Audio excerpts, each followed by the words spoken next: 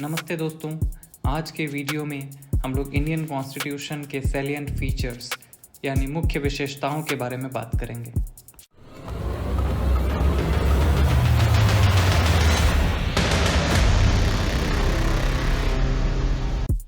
भारतीय संविधान की पहली विशेषता यह है कि यह एक रिटन कॉन्स्टिट्यूशन है।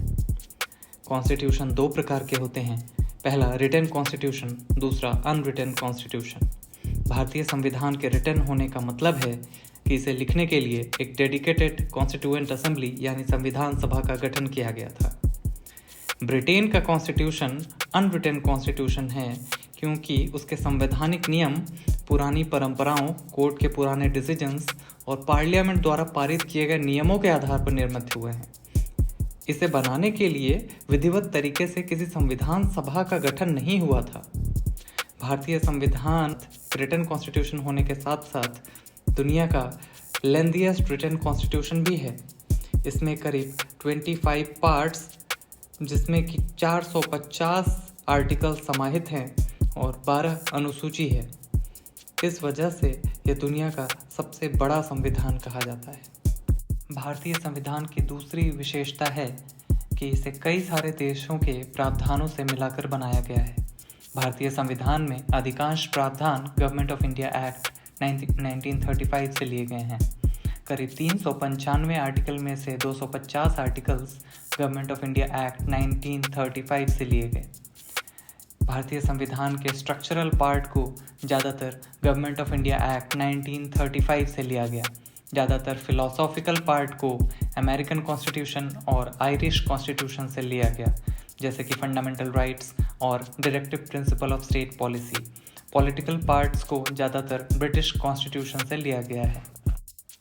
भारतीय संविधान की तीसरी विशेषता है कि यह रिजिड होने के साथ साथ फ्लेक्सिबल भी है, यानी लचीलेपन और कठोरता का एक खूबसूरत मिश्रण है।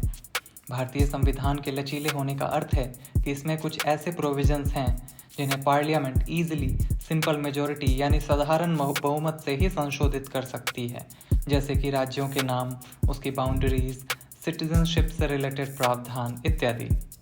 और भारतीय संविधान के कठोर होने का अर्थ है कि इसमें कुछ ऐसे प्रावधान भी हैं जिसे संशोधित या अमेंड करना आसान नहीं होता। ऐसे प्रावधानों को अमेंड करने के लिए पार्लियामेंट के दोनों हाउसेस यानी लोकसभा के साथ साथ राज्यसभा में भी स्पेशल मेजॉरिटी यानी विशेष बहुमत की ज़रूरत पड़ती है।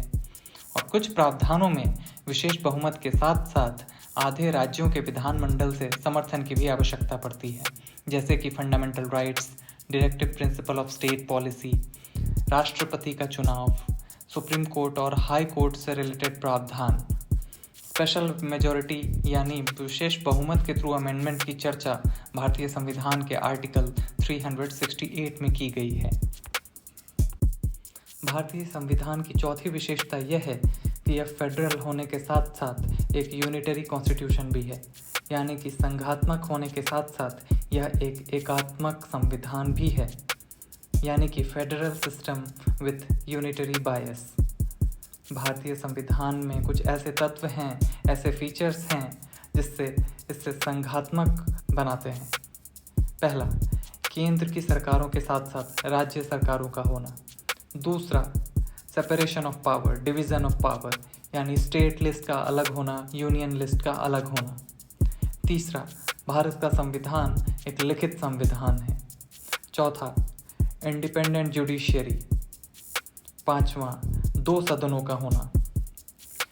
भारतीय संविधान के संघात्मक होने के साथ साथ इसमें कुछ एकात्मक फीचर्स भी हैं, नॉन फेडरल फीचर्स भी हैं, जैसे कि पहला, सेंट्रल गवर्नमेंट का ज़्यादा मजबूत होना, सेंट्रल गवर्नमेंट का ज़्यादा पावरफुल होना। दूसरा, पूरे देश के लिए एक संविधान का होना, राज्यों का अलग संविधान ना होना। तीसरा, भारत में एक नागरिकता का होना, राज्यों की अपनी नागरिकता नहीं होती। चौथा, एकीकृत न्यायपालिका। पांचवा, कॉन्स्टिट्यूशन का फ्लेक्सिबल होना। छठा, ऑल इंडिया सर्विसेज जैसे Indian administrative service, Indian police services इत्यादि का होना। सातवां, राज्यों में राज्यपाल का पद। और आठवां, इमरजेंसी से रिलेटेड प्रावधान। संविधान के बाकी फीचर्स के बारे में बात हम लोग अगले वीडियो में करेंगे। धन्यवाद। कंटेंट अच्छा लगे तो चैनल को सब्सक्राइब करें, करिए सब्सक्राइब।